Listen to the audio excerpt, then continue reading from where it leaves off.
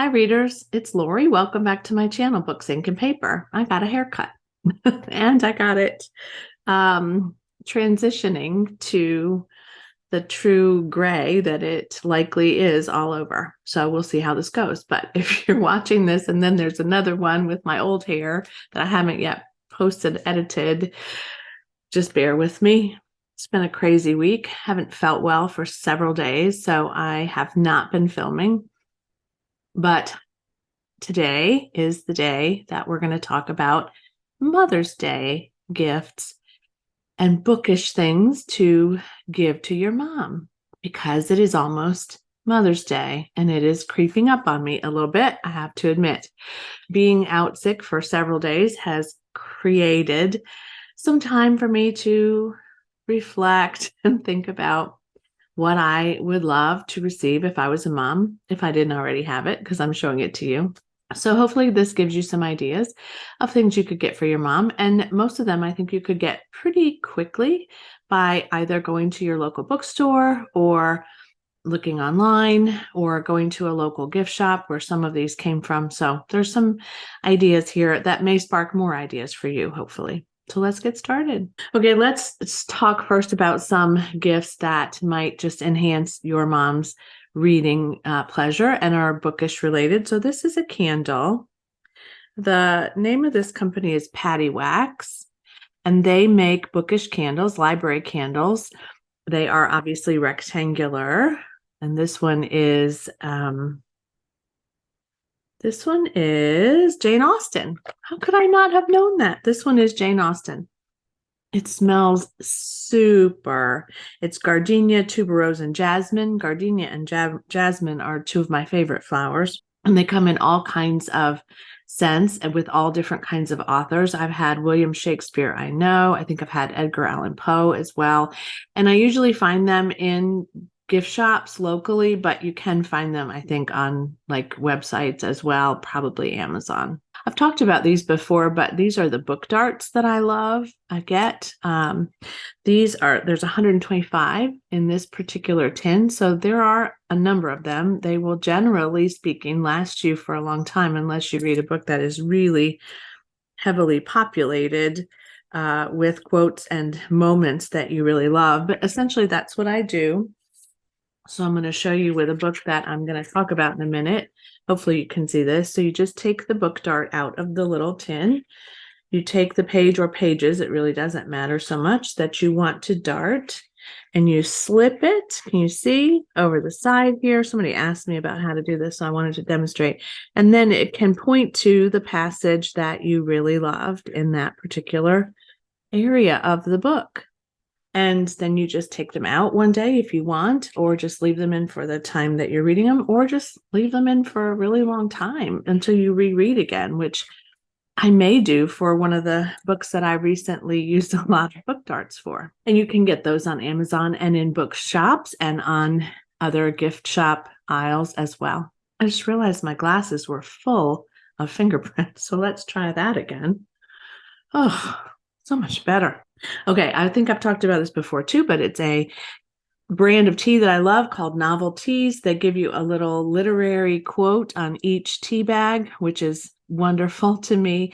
They come in these cute little pouches. You can get them. They're made by Bag Ladies Tea. You can get these online or in gift shops as well. And lots of bookstores have these, I would say 5 with literary tags in each box. And so I ended up getting a whole set of these from, I think, my youngest one time. So it was a great gift because I love to drink tea and read a book, especially in the evening or on the weekends. I love this, and I don't know where you can find these particularly, and I don't guess I even know the brand of them, which is tricky.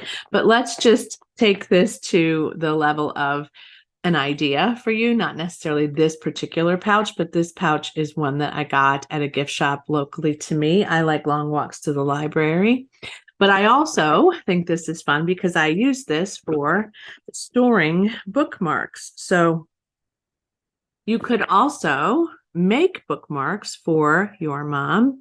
This is one I got from, I think, from Lindsay at Lindsay's Little Library when I ordered a book sleeve from her. There are some that you can get. That's one I got in an advent calendar. Here's an example of a homemade bookmark that I made with some paper, some thread, just, raw, like knitted thread, and a little sticker that I had, and some scrapbook paper. And I distressed it and roughed up the edges so it looked really, really old. So you could make one at home. Let me see what else I have here to show you. Here's another one I made. It's not in the best of shape now, but it has a little bit of sequins and things in it. And it has scrapbook paper at the top, and it says, "Read this story" on it. So you can get really creative if you want to, which I usually do, or you can, buy one from the store. So this would be a page clip, which I always like those too. They're different. I got these and haven't obviously used them yet, but I got them at Barnes & Noble, I think, a while ago. But again, they show up in a lot of different bookstores as well. Sometimes you can grab these from, trying to remember where I got these. These are also clips. I think they came from Office Depot or somewhere, possibly. But I love these too because they're just different and they don't maybe stick out. Because sometimes when bookmarks stick out of your book, then they kind of get a little frazzled over time. So the book clips typically don't, but you get the idea. Lots of opportunities where bookstores and other stores exist to get some bookmarks. And if you find a cute little pouch for them to go in, that's always fun too. If you are thinking about bookmarks, though, they usually are pretty long in length. So you want to get a book pouch that's long enough to hold them. And you can see my book pouch is pretty full of bookmarks. Another great gift for your mom might be a subscription, either to Book of the Month Club or to another book subscription. There are a ton of them, or to a service like Scribd or Libro.fm or Audible. Those are all great ways to gift your mom with a selection of time to really get to know whether or not that's something that they want in their life for a long time. I recently talked about one, which is Once Upon a Book Club. So I'm not going to talk about the book again, but it comes with a special edition of a book, which you can see is just gorgeous. And then it also comes with little gifts for you to open when you get to these pages, which this one is so heavy, when you get to these pages in the novel. And they have some old ones that did not sell out, but they often do sell out. But you can get a subscription for mom. That really is something, just to try. I do have an affiliate link in my description box below. If you want to take a look at those, you can get, I think, a little bit of a discount, maybe. I don't know if you can get a discount for a subscription, but you can, of course, get a subscription through those places if you sign up yourself. So take a look. I don't need you to do anything to get me any credit or anything like that. Like, I'm not suggesting that you look at the affiliate links to support me, but really just to look at what's available and how to get started on those platforms. And then I pulled some books about moms today that I thought you might be interested in. There are 2 of them that I've read and 3 of them that I have not, but they are definitely on my backlist to read. So the first one, a book about moms, to me, it's also really about Anne of Green Gables, but essentially this is a lovely story, especially for those of you who, like me, love the classics and love the stories about moms, from your childhood when you were reading different books about moms. I will say that Anne Shirley, the premise of this is Anne Shirley is adopted by the Cuthberts, and Morella Cuthbert and her husband Matthew were really expecting that they would adopt a boy, but in the end, they were given custody of Anne, and she was a bit quirky and a bit stubborn and challenging for them, but Morella becomes this amazing mom over time. And I really think that that is something that I will never forget, because I just remember reading this and thinking, what a sweet lady. And this is especially nice if you are adopted or you have a mom who's adopted children or there's some connection to adoption, but certainly it's great for anyone who's really reading about, wanting to read about great moms, and who is, maybe a person who loved Marilla Cuthbert as much as I did. This is a book I got an advanced reader's copy of years ago, and they actually then sent me the finished copy. And so I talked about this many, many years ago on the channel, but I did today want to talk about books that I hadn't really talked about so much. So this is one of those.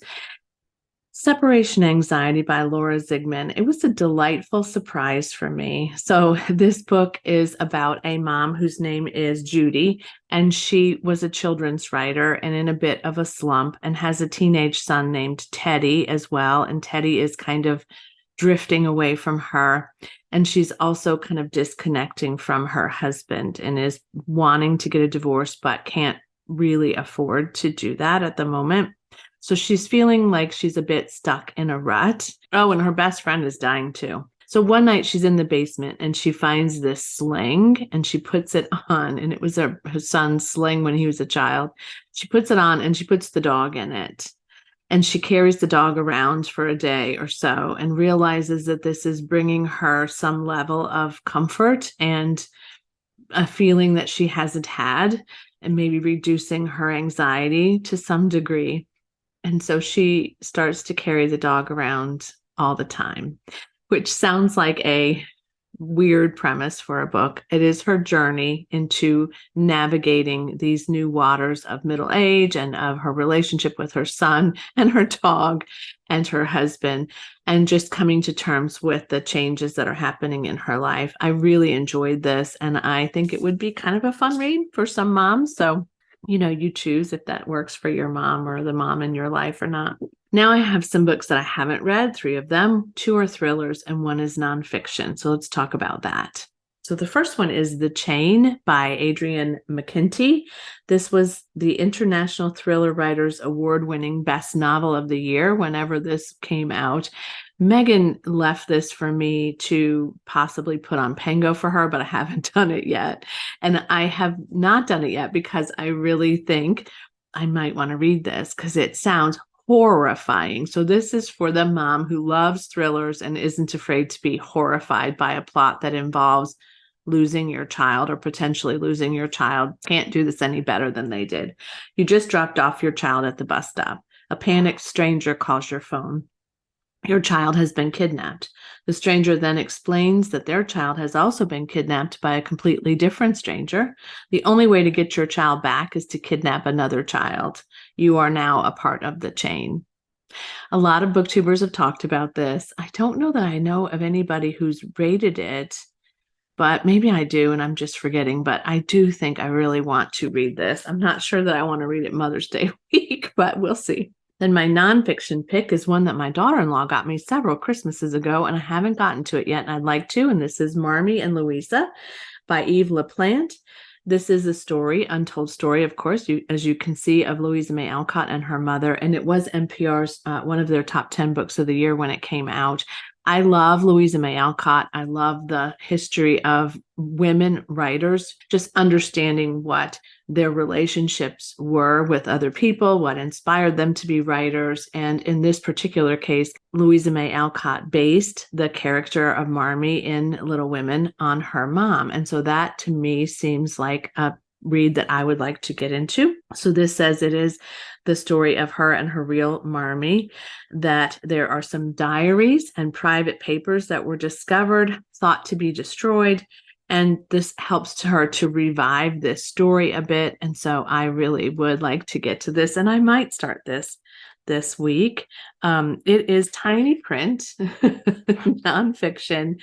I may see if I can find it on audio and do a combination, or an ebook and do a combination of physical and digital, but we'll see. But I wanted you to hear about this, especially in case some of you, like me, are fans of Louisa May Alcott.